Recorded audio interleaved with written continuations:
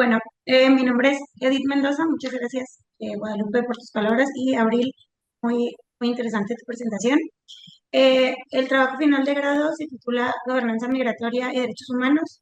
Es un análisis que se hizo entre 2011 y 2024 para ver cuáles eran los efectos en la realidad de las personas migrantes de tres países del norte de Centroamérica en México. El objetivo general de la investigación, que da respuesta a la pregunta, es explicar cómo influyen los instrumentos de política migratoria que se desarrollaron en México en este periodo, 2011-2024, en la protección o vulneración de los derechos de las personas que vienen de Honduras, El Salvador y Guatemala, y que se encuentran en contextos migratorios, o sea, tránsito, refugio o permanencia en México. Y la selección de la temporalidad se hizo considerando 2011, que es cuando se aprueba la ley de migración y la ley de refugio, protección complementaria y asilo, y 2024, que fue el año en el que se hizo toda la investigación, ¿no? Que eran los datos cuando se hizo el corte de las cifras. Bueno, en la contextualización no quiero como profundizar tanto porque creo que todos entendemos todos conocemos cómo el fenómeno migratorio se ha ido desarrollando y quisiera más bien resumirlo en esta frase de Gloria Anzaldúa que dice: tenemos una tradición de migración, una tradición de largas caminatas, que resume que la migración es tan antigua como la misma humanidad.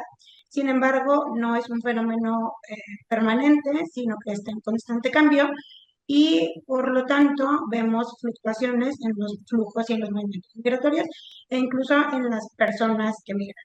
Como se puede ver en la tabla, a partir de 2021, si bien los tres países que tenían que predominaban en las personas que transitaban en México de forma irregular eran El Salvador, Guatemala y Honduras, a partir de 2021 se ve un repunte de las personas de El Salvador, perdón, de Venezuela y de Ecuador también empiezan a incrementar.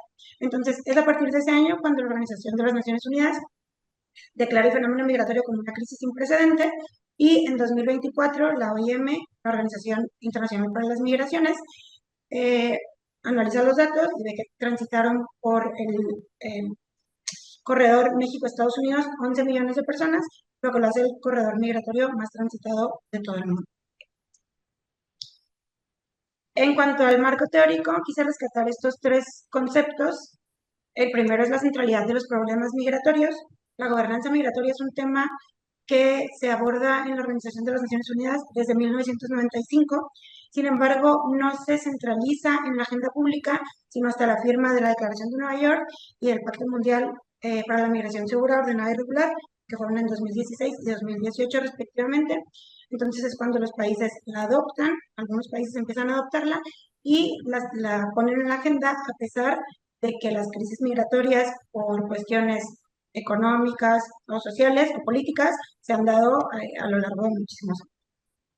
Por otro lado está el control con rostro humano, que es un concepto que desarrollan diversos autores, entre ellos Domenech, y menciona que busca conciliar la gobernanza migratoria, que son estas leyes, programas, estrategias que se hacen desde la administración, con el concepto de derechos humanos para poder darle este rostro humano a la migración segura, ordenada y regular en sintonía con el pacto firmado en 2018. Sin embargo, se siguen utilizando muchos eufemismos para cubrir las violaciones de derechos humanos. Por ejemplo, cuando se habla de rescates humanitarios, que en realidad son detenciones arbitrarias, o cuando se habla de retornos asistidos, que son deportaciones, en muchas ocasiones masivas, que van en contra de los principios migratorios. Y por último, el cambio de las tendencias migratorias, que era algo que les mencionaba en cuanto a la contextualización. México es un ejemplo claro de pasar de ser un país de permanencia de expulsión y tránsito, se convirtió en un país de permanencia. Las personas, sobre todo, bueno, esta investigación se hizo hasta 2024, no había este cambio en la política migratoria estadounidense que se suscitaba a partir de 2025, pero ya se veía una fuerte cantidad de personas que permanecían en México o que buscaban documentos para poder permanecer. Sin embargo, mientras accedían a este tipo de documentación, pues estaban aquí en contextos de vulnerabilidad porque el país no es capaz de proporcionar los servicios básicos y a su vez vivían violencias sociales, por ejemplo, el racismo, la discriminación, secuestros, extorsiones y violencia institucional que puede venir de parte desde las leyes o las autoridades. Ahora sí, en cuanto a la metodología, eh, bueno, sobre lo que mencionaba Guadalupe, que salíamos un poco de nuestra zona de confort, la maestría nos ofrece como esta oportunidad de focalizar la política de forma cuantitativa. Entonces yo utilicé una metodología mixta, hice un modelo de probabilidad de determinantes de vulnerabilidad de las personas migrantes. La OIM rescata o cataloga 4 dimensiones, que es la individual, la familiar o del hogar, comunitaria y estructural. Seleccioné 9 variables a partir de la encuesta de migración de la frontera sur que levanta el Colegio de la Frontera Norte, junto con la Secretaría de Trabajo y Previsión Social. Los datos que se analizaron fueron los de 2020, que son los que tenían significancia estadística los últimos. Y la idea de este modelo es ver cómo estas variables independientes representan un efecto en la variable dependiente, que es si la persona se considera o no una persona sujeta de derecho. Esto con la idea de demostrar que hay ciertas características que hacen que las personas migren o salgan de sus países de origen. Si bien se piensa que la migración es una decisión que toman las personas, pues hay que ver qué tanto es una decisión de verdad cuando está influida por ciertos niveles de vulnerabilidad. Otro de los metodologías que utilicé fue un análisis documental. Analicé 26 instrumentos de política pública desde 2011 hasta 2024 y tomé como referencia las dimensiones de gobernanza migratoria para poder clasificarlas. Estas dimensiones son 6 y en conjunto tienen 26 indicadores que no se deben entender como una relación entre variables, porque en realidad son como ejes de las dimensiones. Entonces, se fueron clasificando los programas en estos indicadores a cada uno de los instrumentos que podían ser desde el marco normativo, los instrumentos internacionales a los que está adherido México, las políticas y los instrumentos a partir de los cuales se materializa. Se utiliza una escala de Likert para valorar cada uno del 1 al 5 y para darle puntaje a la dimensión, primero se promedió cada indicador y después el promedio de los indicadores nos daba el promedio de cada una de las dimensiones.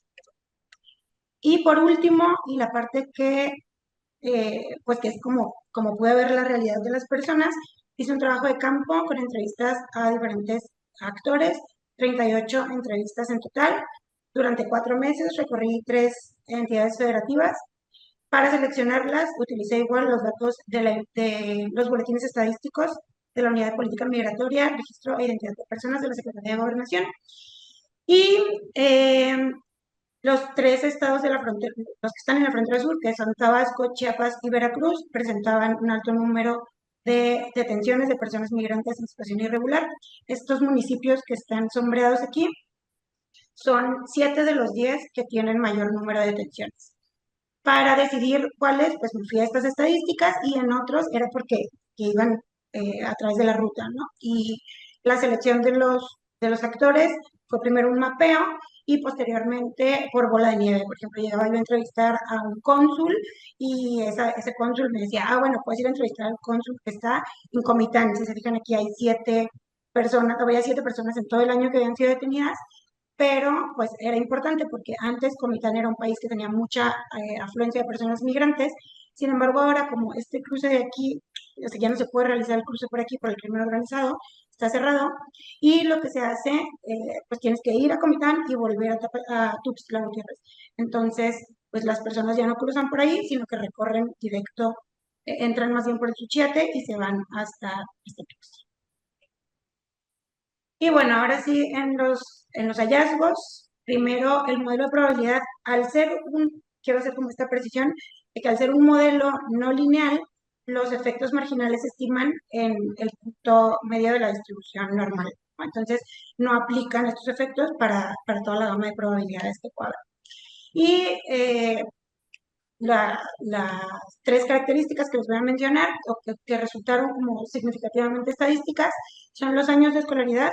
Por cada año de escolaridad adicional al promedio, en promedio son 7, contabilizando las 105 personas entrevistadas, perdón, 1.105 personas que habían sido encuestadas. Cada año adicional de educación representa un 8% de probabilidad en que la persona se considere sujeta de derechos.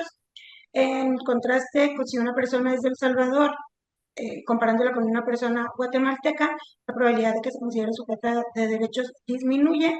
Y por otro lado, si recibió un muy buen trato, la probabilidad aumenta respecto a si recibió un muy mal trato. Eh, Esto es interesante, por ejemplo, en El Salvador, es evidente cuando quise levantar las entrevistas, no hubo ninguna oficina de representación consular en donde quisieran tomar la entrevista, me pedían que las mandara por correo electrónico y no hubo respuesta tampoco, entonces, eh, pues sí, sí se ve también en la realidad estos, cómo se reflejan estos datos. En cuanto al análisis documental, solo les voy a mencionar estos tres.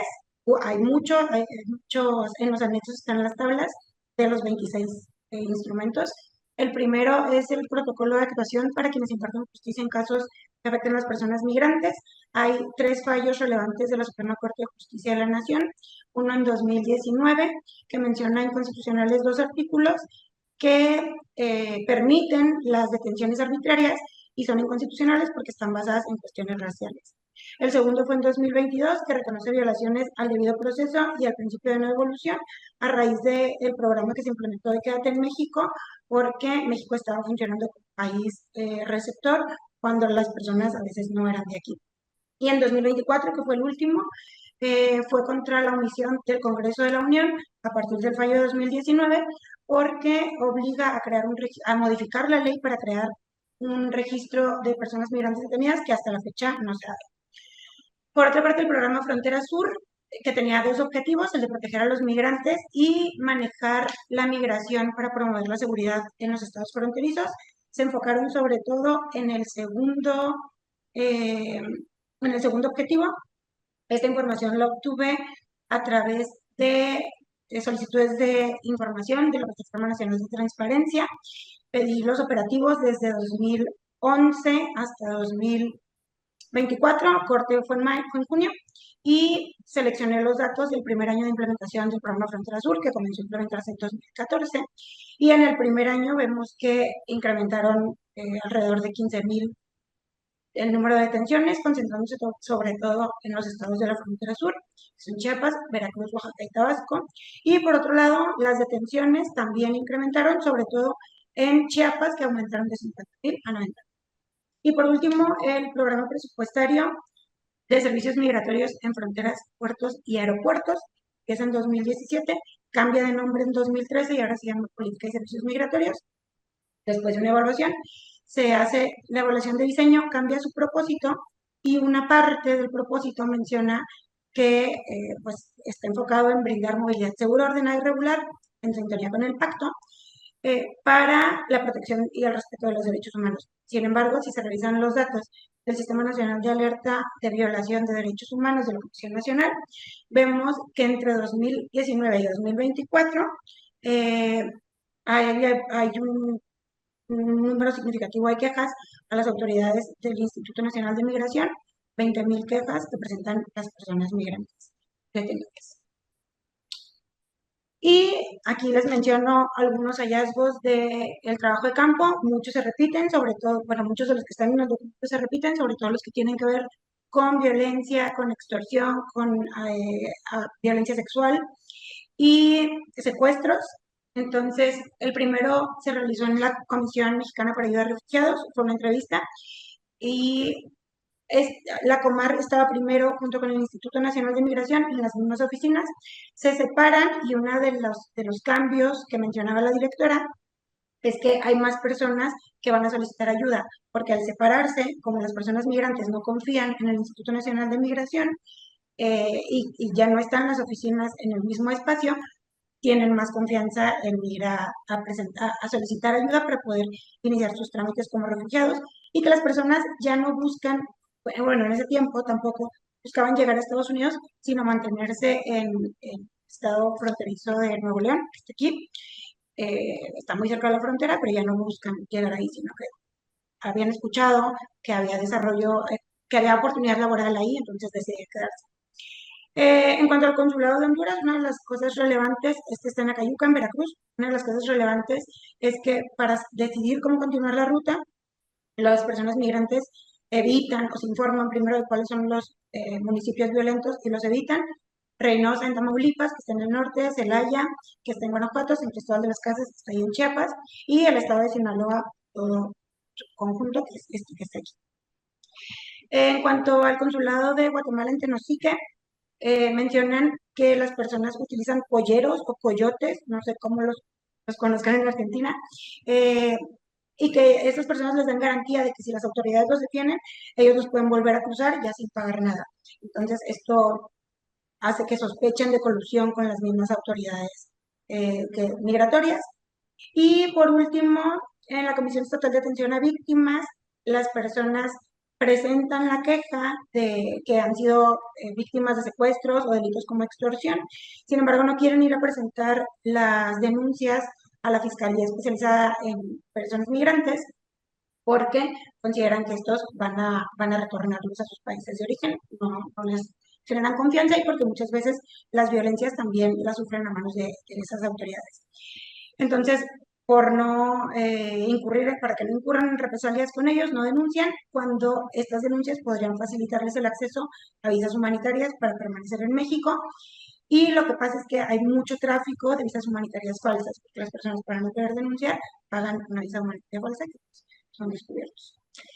Y en cuanto a las conclusiones, hay determinantes de vulnerabilidad que las personas migrantes ya traen desde sus lugares de origen, eso lo podemos ver en,